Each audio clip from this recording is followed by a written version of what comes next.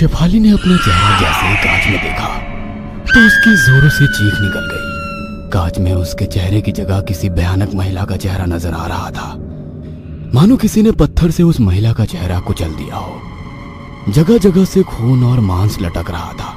महिला शेफाली को देखकर जोरों से हंस रही थी। अचानक शेफाली का चेहरा भी उस महिला के चेहरे की तरह भयानक दिखने लगा। अपना चेहरा देखकर शेफाली की चीख निकल गई। चीख के कारण शेफाली की नींद खुल गई। उसने उठकर देखा तो अपने बिस्तर पर ही थी। सबसे पहले उसने अपने हाथ पैरों को देखा और जाकर कांच में अपने चेहरे को निहारा। चेहरा पहले की तरह ही खूबसूरत था। अपने खूबसूरत चेहरे को एक फ्लाइंग किस देकर शेफाली बोली, शेफाली, तुम्हें कोई हक नहीं है तुम इतनी खूबसूरत नजर आओ। तुम्हें देखकर कितने ही लोगों के दिल में छुरियां चल जाती हैं। ऐसे ही नहीं, तुम इस कंट्री की टॉप मॉडल हो। जल्द ही अब तुम फिल्मों में भी नजर आओगी। You are great my darling. Shefali खुद की तारीफ कर ही रही थी कि मोबाइल में अलार्म बज गया। अलार्म बजने पर शेफाली होश में आई। शेफाली ने अलार्म बंद किया और अपना जिम बैग लेकर जिम के लिए निकल गई। शेफाली इंडिया की टॉप मॉडल में से एक थी। कई बड़ी बड़ी कंपनियों के एग्रीमेंट उसी के पास है। किसी कंपनी का काम करने से मना कर देती थी, उसके बाद ही कंपनी किसी और मॉडल के पास जाती थी, वरना सबकी पहली पसंद शेफाली ही थी। जिम में एक्सरसाइज करते हुए उसकी निगाहें राधिका पर गई। दुबली पतली खूबसूरत सी लड़की। उसके चेहरे पर आई पसीने की बूंदें उसे और खूबसूरत बना रही थी। सबसे बड़ी बात, वह हंसते हुए सबसे बातें कर रही थी। उसे देखकर शेफाली ने जिम ट्रेनर को इशारे से अपने पास बुलाया। हे मैगी, वो लड़की कौन है? किसकी बात कर रही हो? वही लड़की जो वेट लिफ्टिंग कर रही है। ओह, वो तो राधिका है। पिछले हफ्ते से यहाँ पर जिम ट्रेनिंग के लिए आ रही है।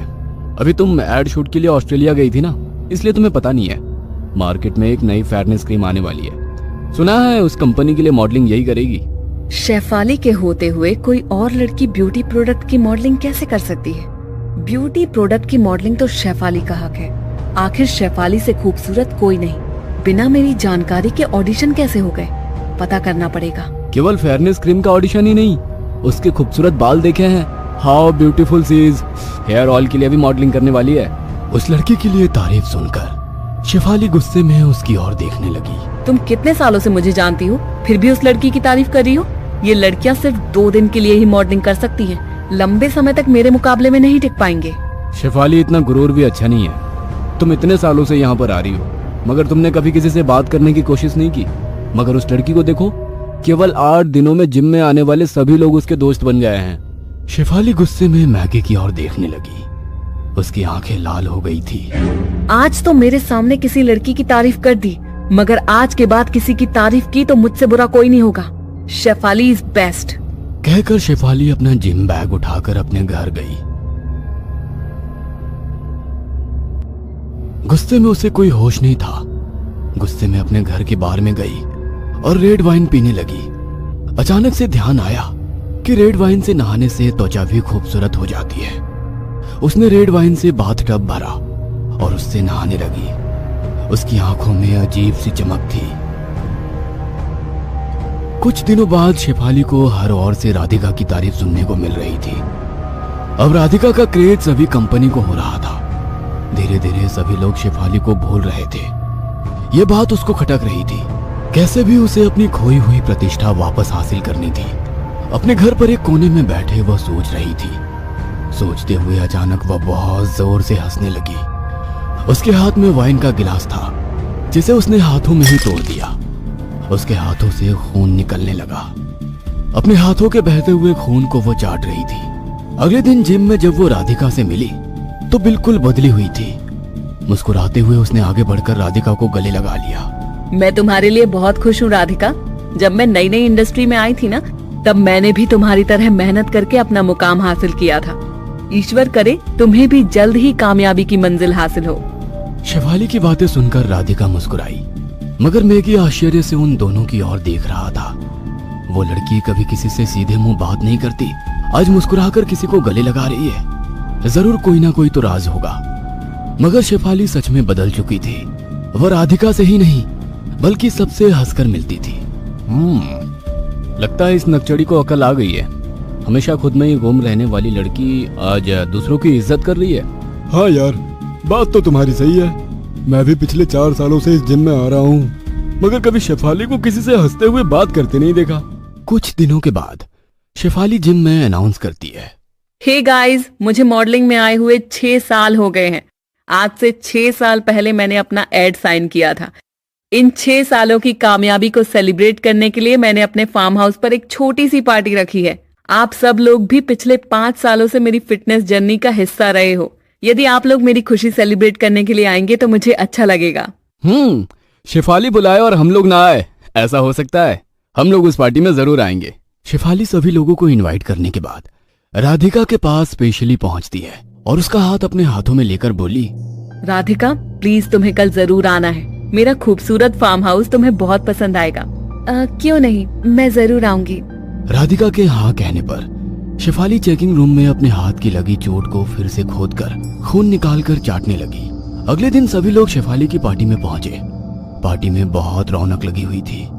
ढेर सारे रिपोर्टर्स भी वहां मौजूद थे। सभी पार्टी को कवर कर रहे थे।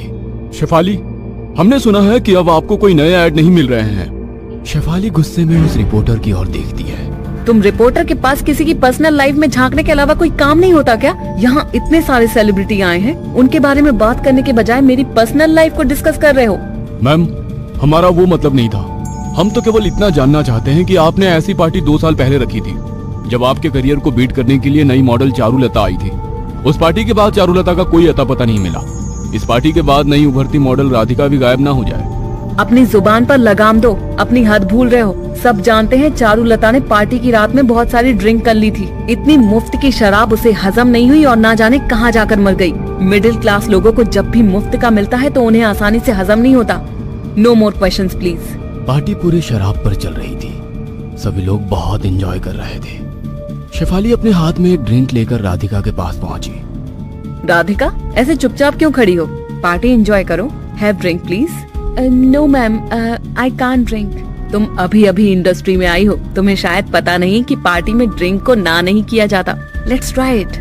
सॉरी मैम, मैं नहीं ले सकती हूँ। कोई भी प्रोफेशन आपको कुछ भी ऐसा करने पर मजबूर नहीं कर सकता जो करना आपकी मर्जी के खिलाफ हो। फिर तो ये ड्रिंक है, वैसे भी सेहत के लिए हानिकारक है। जानबूझकर सेहत के साथ खिलवाड़ क्यों? राधिका की बात सुनकर शेफाली मुस्कुराकर वहां से चली जाती है और बाथरूम में जाकर दोबारा कांच के गिलास से अपना हाथ का घाव खोद लेती है और निकलता हुआ खून पीने लगती है। मन ही मन सोच रही थी कि राधिका तो ड्रिंक भी नहीं करती, अब इसे रास्ते से कैसे हटवाऊंगी।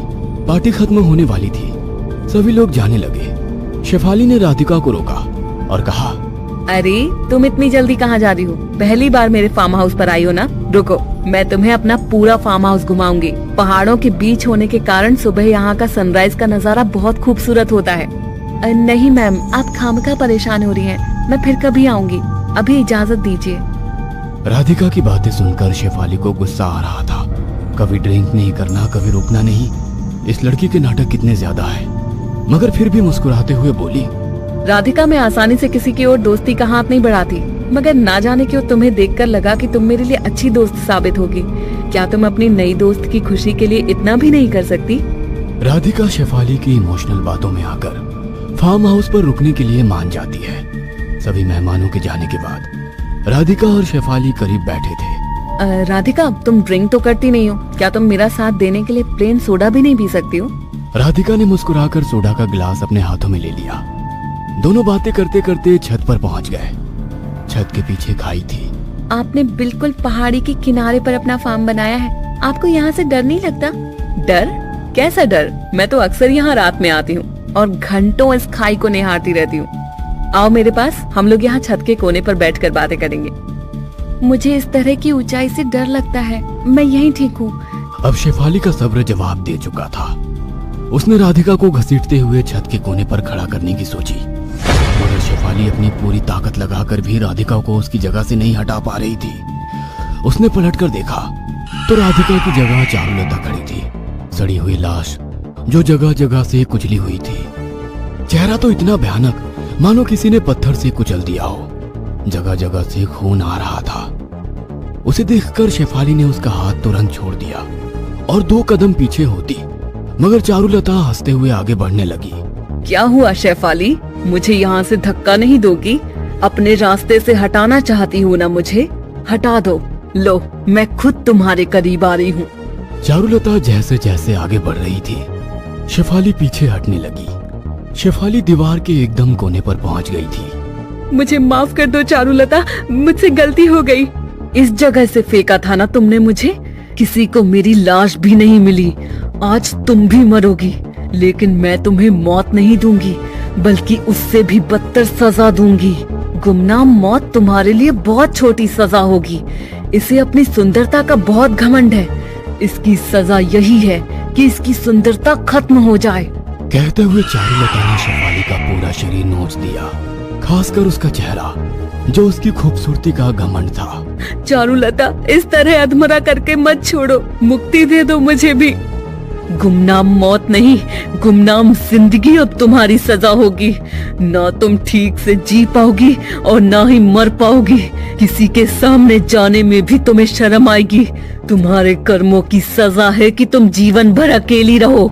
चारुलता के श्राप के कारण शेफाली अब बदरंग जिंदगी जीने पर मजबूर हो गई। एक दो बार मरने की कोशिश करी तो चारुलता की आत्मा ने उसे मरने नहीं दिया।